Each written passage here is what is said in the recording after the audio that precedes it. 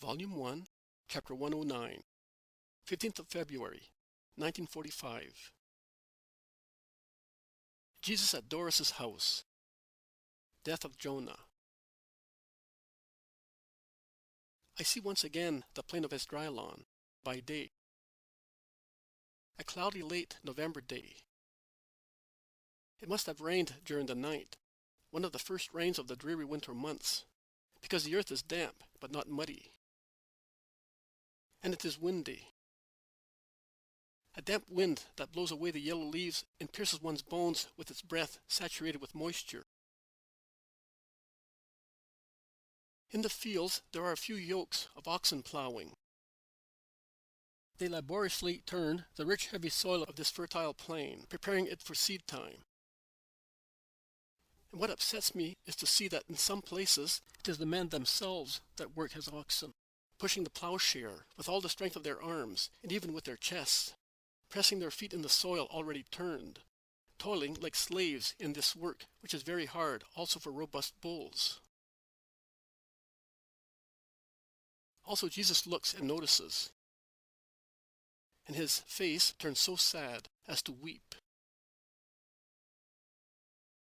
The disciples, only 11, because Judas is still absent and the shepherds are no longer here, speak amongst themselves, and Peter says, "Also a boat is small, poor and laborious.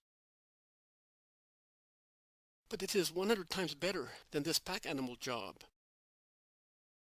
He then asks, "Are they perhaps Doras's servants?"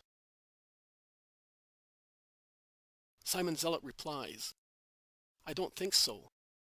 His fields are beyond that orchard, I think. And we can't see them yet." But Peter, always curious, leaves the road and walks along a hedge between two fields. 4 thin peasants, wet with perspiration, are set down for a moment on its borders. They are panting with fatigue. Peter asks them, "Are you Doras's men?"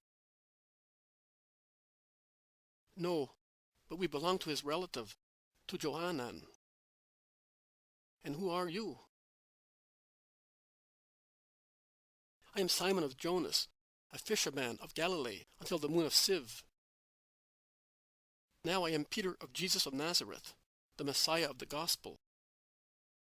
Peter says so with the respect and glory with which one would say, "I belong to the high divine Caesar of Rome," and much more, too. His honest face is shining with joy in professing himself of Jesus. "Oh, the Messiah! Where is he?" ask the 4 unhappy men. "That one over there. The tall fair-headed one, clad in dark red. The one who is now looking here and is smiling, waiting for me." "Oh, if we went there, would he send us away?" "Send you away? Why? He is the friend of the unhappy, the poor, the oppressed, and I think that you, yes, you are them." "Oh, we are indeed, but not like Doras's man. At least we have as much bread as we want, and we are not lashed unless we stop working. But so that if the fine master Johanan should find you talking here, he would lash us more than he would lash his dogs." Peter whistles significantly. He then says, "Well, it is better if we should do this," and cupping his hands to his mouth he calls out loud, "Master, come here. There are some hearts that are suffering, and they want you." "But what are you saying? Him to come here? But we are ignorant servants." The 4 men are terrified at such boldness. But lashes are not pleasant.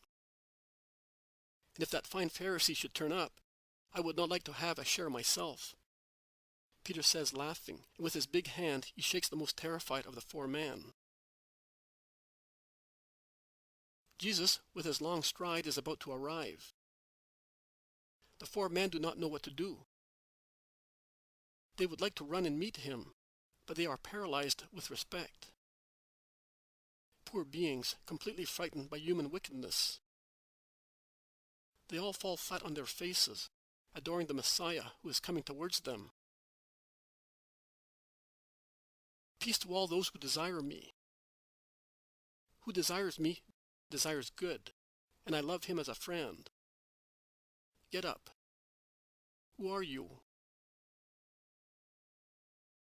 But the four just lift their faces off the ground and remain kneeling and quiet. Peter explains, they are four servants of the Pharisee Jonah, a relative of Doras. They would like to speak to you, but if he comes, there will be a volley of blows. That is why I said to you, come. Get up, boys. He will not eat you. Have faith. Just think that he is a friend of yours. We know about you. Jonah told us. I have come for him. I know that he announced me. What do you know of me? That you are the Messiah. That he saw you a baby. That the angel sang peace to good people with your coming. That you were persecuted. That you were saved, and that now you have come looking for your shepherds, and you love them. These last things he told us now. And we thought, if he is so good as to look for some shepherds and love them, he would certainly be also a little fond of us. We need so much someone who may love us. I love you. Do you suffer much? Oh. But Doras' man even more. If Johanan found us talking here, but today he is at Gergesha. He has not yet come back from the Feast of the Tabernacles. But his steward this evening will give us food after measuring the work we have done.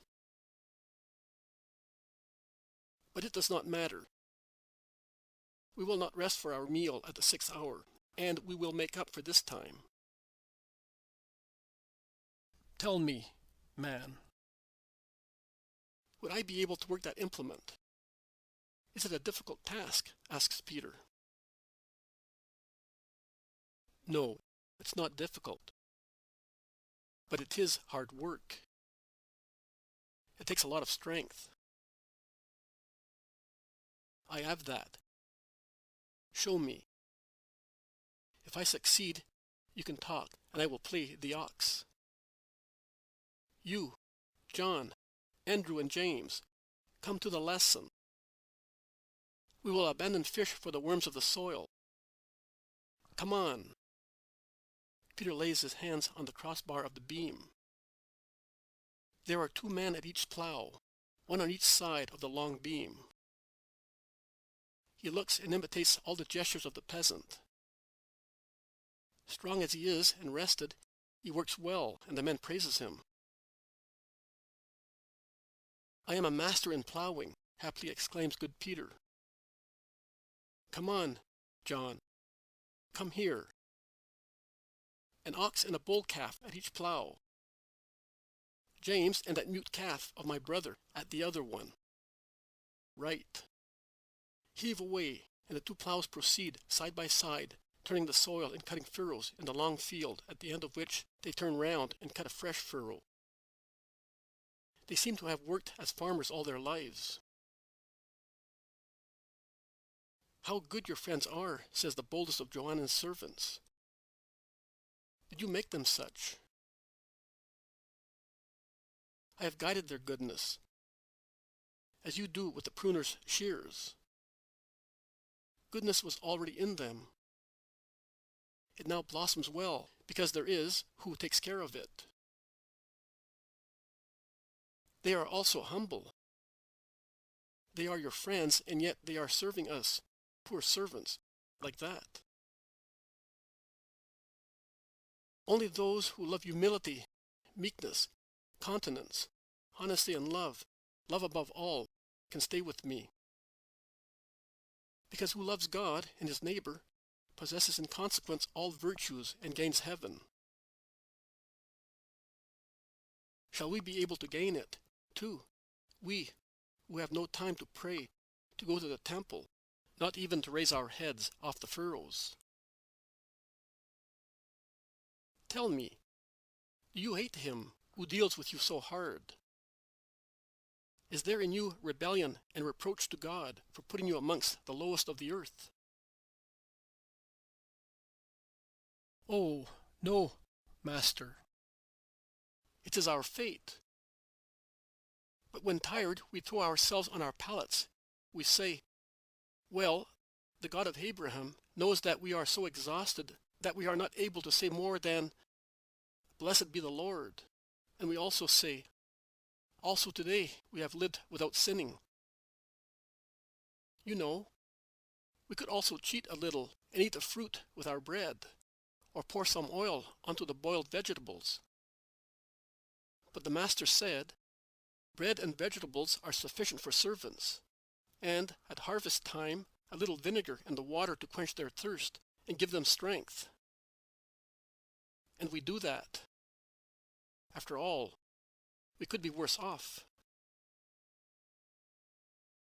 And I solemnly tell you that the God of Abraham smiles at your hearts, while he turns a severe face towards those who insult him in the temple with false prayers, while they do not love their fellows. Oh, but they love people like themselves. At least, it looks as if they do, because they respect one another with gifts and bows. It is for us that they have no love. But we are different from them, and it is fair. No, it is not fair in my Father's kingdom. But different will be the way of judging. Not the rich and the mighty ones, as such, will receive honors, but only those who have always loved God, loving him above themselves and above everything else, such as money, power, women, a bountiful table, and loving their fellow man, that is all man, both rich and poor, well known and unknown, learned and without culture, good and bad. Yes, you must love also bad people, not because of their wickedness, but out of pity for their souls, which they wound to death. It is necessary to love them, imploring the Celestial Father to cure them and redeem them. In the kingdom of heaven, those will be blessed who have honored the Lord with truth and justice, who have loved their parents and relatives out of respect, those who have not stolen anything in any way, that is, who have given and exacted what is just, also in the work of servants, those who have not killed any reputation or creature and have not desired to kill, even when the behavior of other people is so cruel as to excite hearts to disdain and rebellion, those who have not sworn falsehood, damaging one's neighbor and the truth, those who have not committed adultery or any carnal sin, those who, being mild and resigned, have always accepted their lot without envying others. Of those is the kingdom of heaven, and also a beggar can be a happy king up there, whereas a tetrarch, with all his power, will be less than nothing, nay, more than nothing. He will be a prey to Mammon, if he has sinned against the eternal law of the Decalogue. The men listened to him gaping. Near Jesus there are Bartholomew, Matthew, Simon, Philip, Thomas, James, and Judas of Alphaeus. The other four continue working, red in their faces and hot, but cheerful. Peter is quite enough to keep them all merry. Oh, how right Jonah was in calling you holy. Everything is holy in you. Your words, your look, your smile. We have never felt our souls thus. Have you not seen Jonah for a long time? Since he has been ill. Ill? Yes, master. He cannot stand it any more. He was already dragging himself along before. But after the summer work and the vintage, he is unable to stand up. And yet that makes him work. Oh, you say that we must love everybody. But it is difficult to love hyenas. And Doras is worse than a hyena. Jonah loves him. Yes, master. And I say that he is a saint, like those who have been martyred, because of their loyalty to the Lord our God. You have spoken the truth. What is your name? Micah, and this is Saul, and this is Joahel, and this is Isaiah. I will mention your names to the Father. And you were saying that Jonah is very ill. Yes, as soon as he finishes his work, he throws himself on the straw, and we don't see him. The other servants of Doras tell us. Will he be working now? Yes, if he can stand up. He should be beyond that apple orchard. Was Doras's harvest a good one? Yes, it was famous all over the area. The plants had to be propped up owing to the miraculous size of the fruit, and Doras had to have new vats made because there were so many grapes that the usual ones could not contain them. Doras must have rewarded his servant. Rewarded? Oh, Lord, how little you know of him. But Jonah told me that years ago Doras thrashed him to death for the loss of a few bunches, and that he became a slave through debt, because his master blamed him for the loss of a few crops. Since this year he had a miraculous abundance, he should have given him a prize. No. He lashed him savagely, accusing him of not having the same abundance in past years, because he had not taken due care of the land. But that man is a beast, exclaims Matthew. No, he is soulless, says Jesus. I leave you, my sons, with a blessing. Have you bread and food for today? We have this bread, and they show him a dark loaf, which they take out of a sack lying on the ground. Take my food. I have but this. But I am staying at Doras's today, and...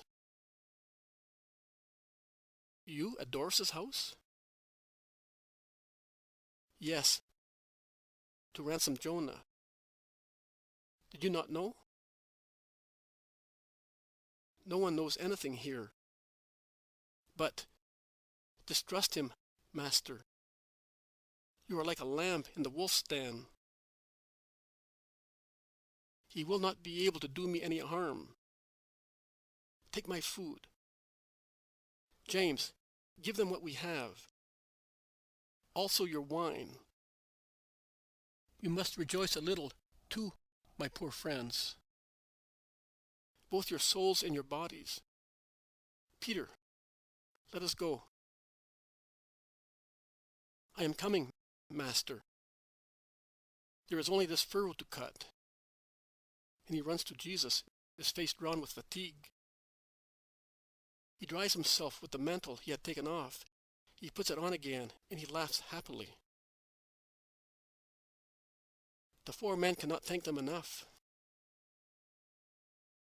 Will you pass by here again, master? Yes. Wait for me. You will say goodbye to Jonah. Can you do that? Oh, yes. The field is to be plowed by evening. More than 2/3 has been done. How well and quickly. Your friends are strong. May God bless you. Today for us is a greater feast than Passover. Oh, may God bless you all. Jesus goes straight to the apple orchard. They cross it and reach Doras' fields. Other peasants are at the plows or are bent down, removing all the loose herbs from the furrows. But Jonah is not there. The men recognize Jesus and salute him without leaving their work. Where is Jonah? After 2 hours he fell on the furrow and had to be taken home. Poor Jonah. He will not have to suffer long now. He is nearing his end. We shall never have a better friend. You have me on the earth and him in Abram's bosom. The dead love the living with a double love, their own and the love they obtain by being with God, therefore a perfect love. Oh, go to him at once, that he may see you in his suffering. Jesus blesses and goes away. What are you going to do now? What will you say to Doras? Ask the disciples.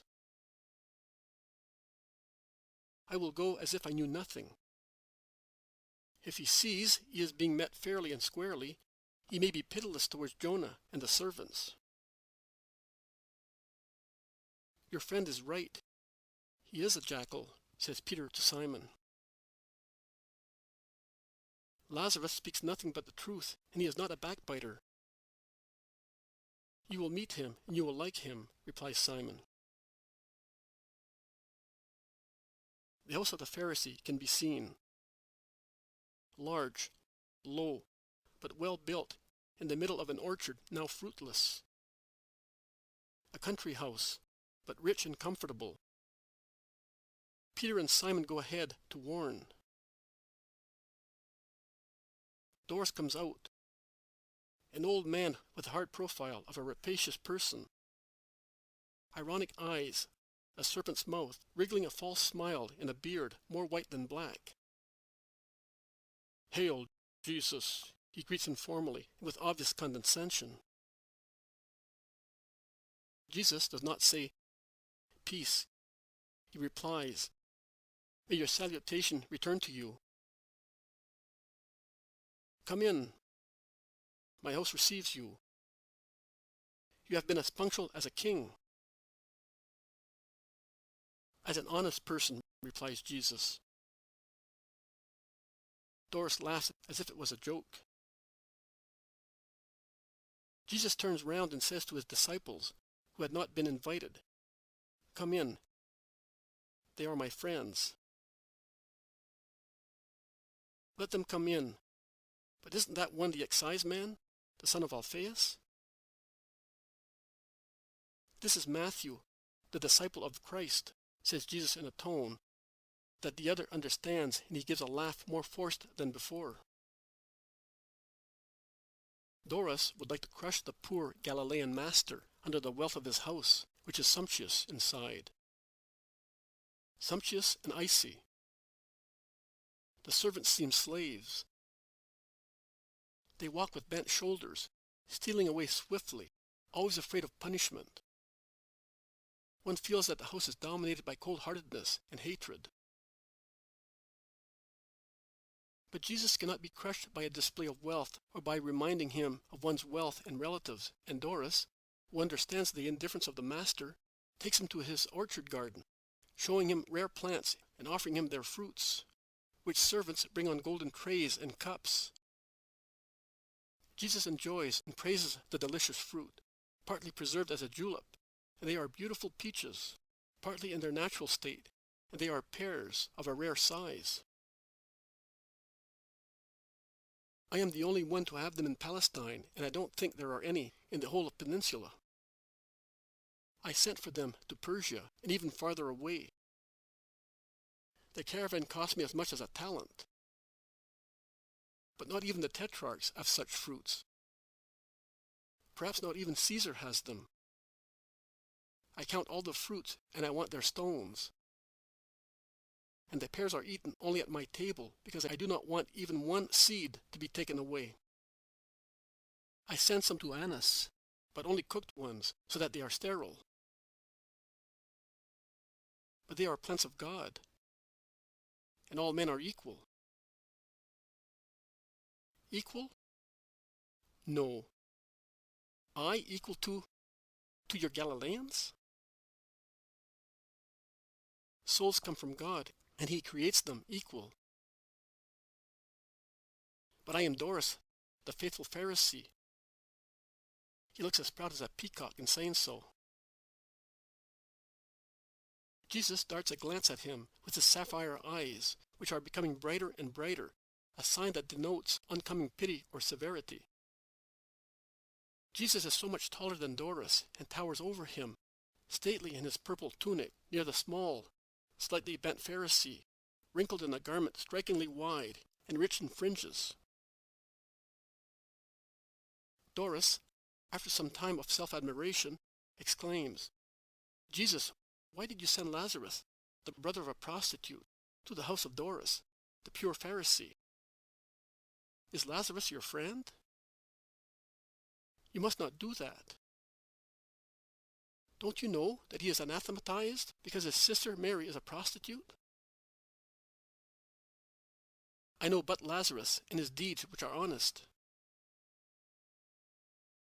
But the world remembers the sin of that house and sees that its stains spread to its friends. Don't go there. Why are you not a Pharisee? If you wish, I am influential. I will have you accepted, although you are a Galilean. I can do anything in the Sanhedrin. Annas is in my hands, like the edge of my mantle. People would be more afraid of you. I want only to be loved. I will love you. You can see that I already love you, because I am yielding to your wish and I'm giving you Jonah. I paid for him. True, and I am surprised that you can afford to pay so much. Not I. A friend paid for me. Well, well. I am not inquisitive. I say, you see that I love you and I want to make you happy. You will have Jonah after our meal. It is only for you that I make this sacrifice. And he laughs his cruel laughter. Jesus darts a more and more severe glance at him, his arms folded on his chest. They are still in the orchard garden, awaiting mealtime. But you must make me happy. A joy for a joy. I am giving you my best servant. I am therefore depriving myself of something useful for the future. This year, your blessing, I know that you were here at the beginning of summer, has given me crops which have made my farm famous. Now bless my herds and my fields. Next year I will not regret the loss of Jonah, and in the meantime I will find someone like him. Come and bless. Give me the joy of being celebrated throughout Palestine and having foals and granaries full of all sorts of good things.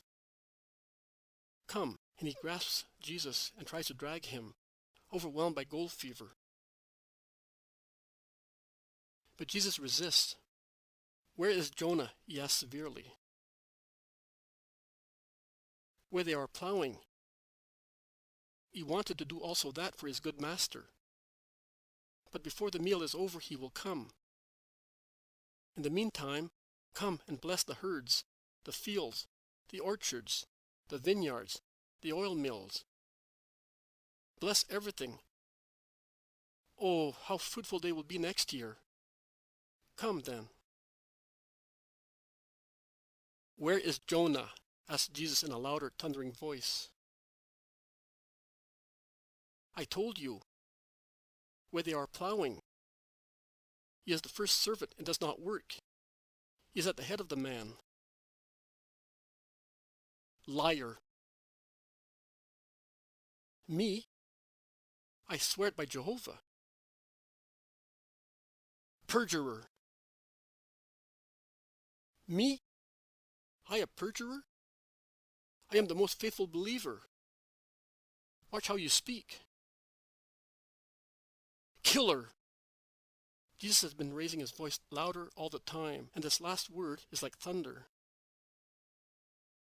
His disciples go near him. Servants look out of doors, frightened. Jesus' face is unendurable in its severity. Phosphorescent rays seem to be emanating from his eyes. Doras is frightened for a moment. He shrinks, a bundle of fine cloth near the tall person of Jesus, clad in a dark red woolen tunic. Then his pride prevails and he shouts with his squeaky voice like a fox's. Only I give orders in my house. Get out, vile Galilean. I will go out after cursing you, your fields, herds, and vineyards, for this year and the years to come. No, don't. Yes, it is true. Jonah is ill, but he is being taken care of.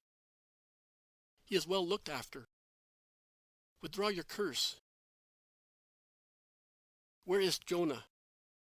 Let a servant lead me to him at once. I paid for him, and since he is a piece of merchandise, a machine for you, I consider him as such, and since I purchased him, I want him.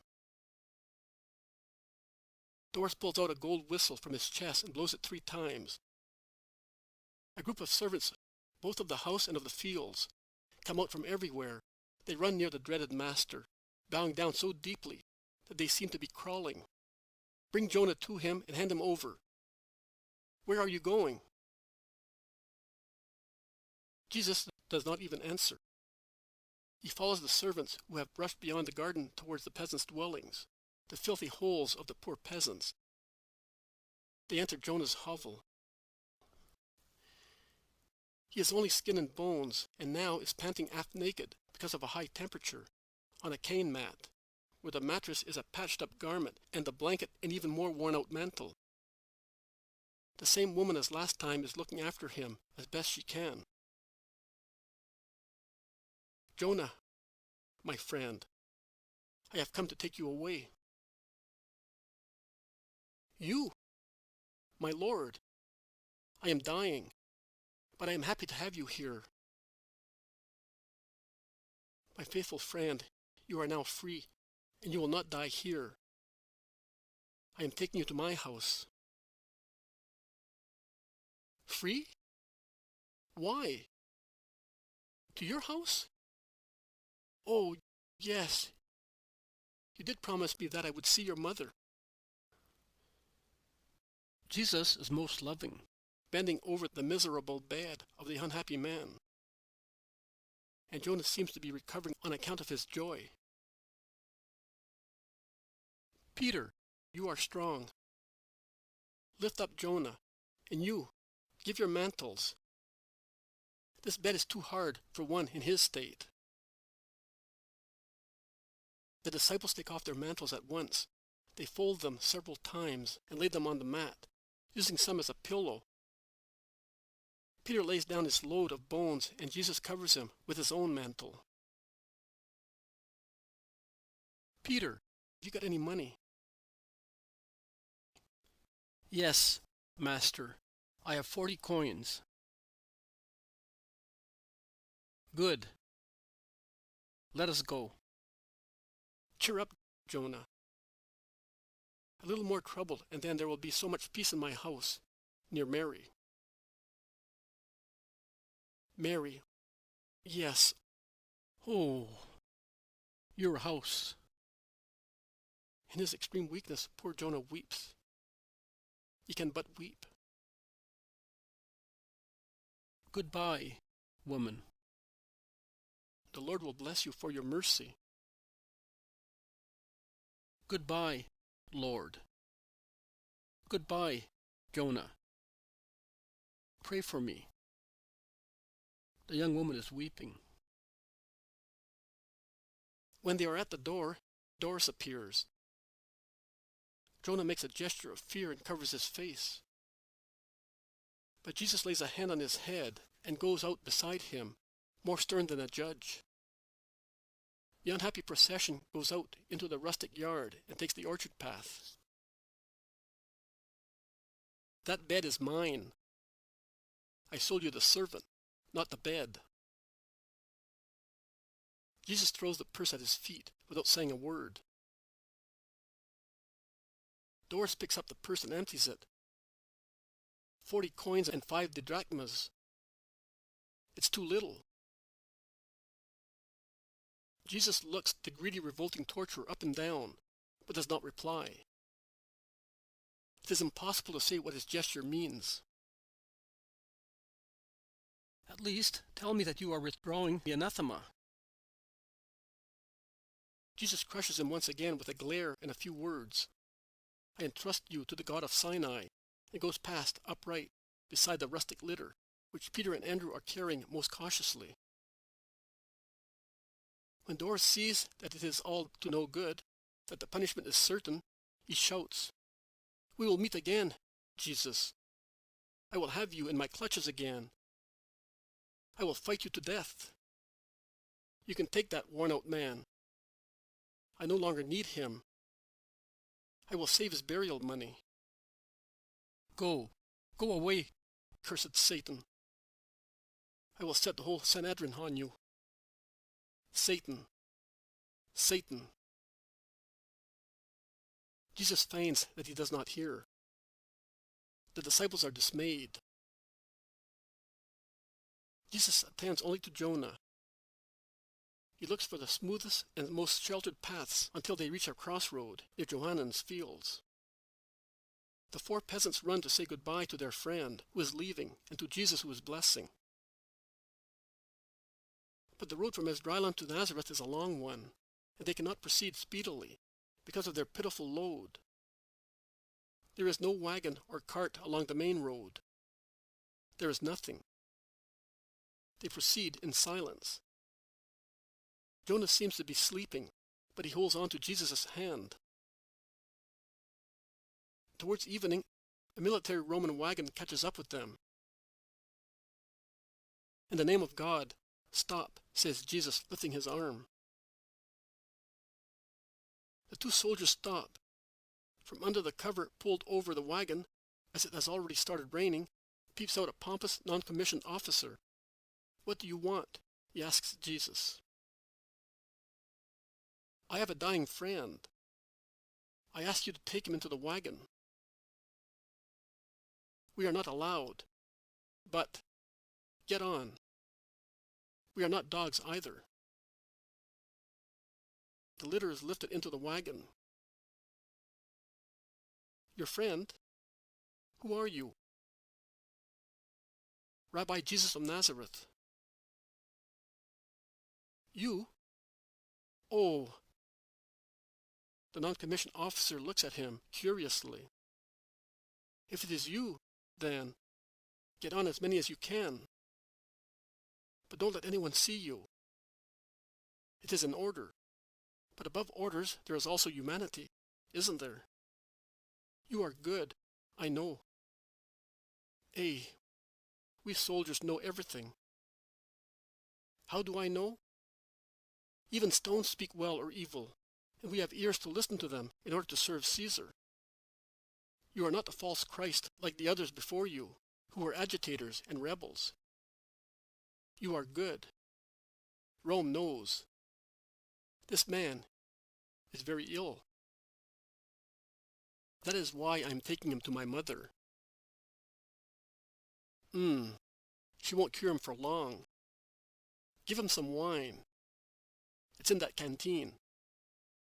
Aquila, whip the horses. Quintus, give me the ration of honey and butter. It's mine. It will do him good. He has a cough, and honey will help. You are good. No, not quite so bad as many. And I am happy to have you here with me. Remember Publius Quintilianus of the Italica Legion. I stay at Caesarea, but I am now going to Ptolemais. Inspection order. You are not my enemy. I am an enemy of bad people, never of good people. And I would like to be good, too. Tell me, what doctrine do you preach for us, military people? The doctrine is one only, for everybody. Justice, honesty, continence, compassion. One must do one's duty without any abuses. Also in hard necessities of the army, one must be human. And one must endeavor to know the truth, that is, God, one and eternal, without which knowledge every action is deprived of grace, and consequently of eternal reward. But when I am dead, what will I do with the good I have done? Who comes to the true God will find that good in the next life. Am I going to be born again? Will I become a tribune or even an emperor? No. You will become like God, being united to his eternal beatitude in heaven. What? Me in Olympus? Amongst the gods? There are no gods. There is the true God, the one I preach. The one who hears you and knows your goodness and your desire to know the good. I like that. I did not know that God could be concerned with a poor heathen soldier. He created you, Publius. He therefore loves you and would like to have you with himself. Why not? But no one ever speaks to us of God. I will come to Caesarea, and you will hear me. Oh, yes. I will come to hear you. There is Nazareth. I would like to serve you further. But if they see me, I will get off, and I bless you for your kindness. Hail, Master. May the Lord show himself to you, soldiers. Goodbye. They get off and resume walking. In a short while you will be able to rest, Jonah, says Jesus encouragingly. Jonah smiles.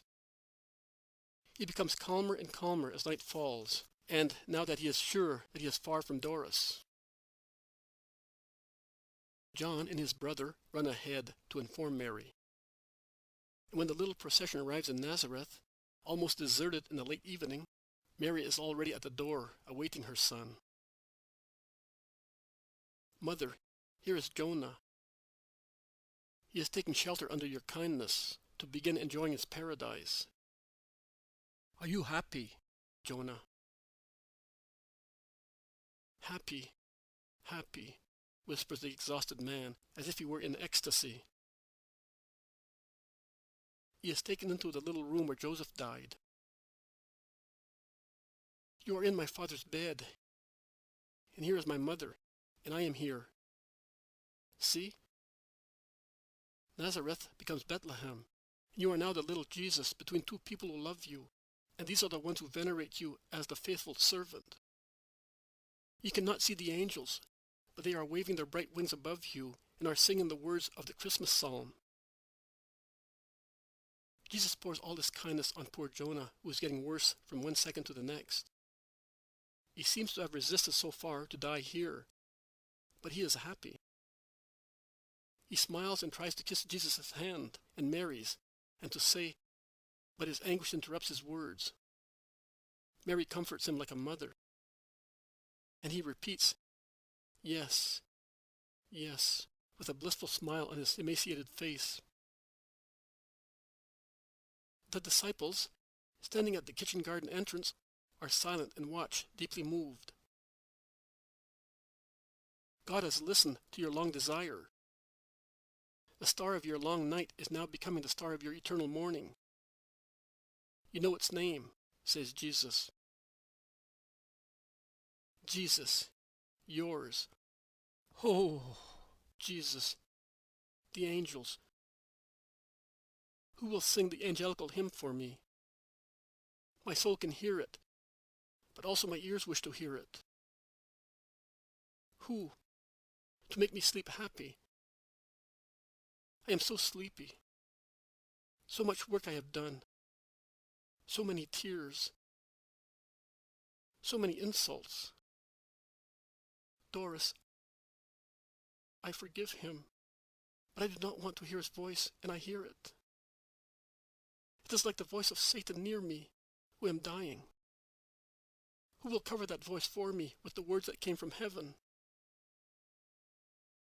It is Mary who, on the same tune as her lullaby, sings softly, "Glory to God in the highest heaven, and peace to man down here." And she repeats it 2 or 3 times because she sees that Jonah calms down on hearing it. Doras does not speak anymore, he says after some time. Only the angels.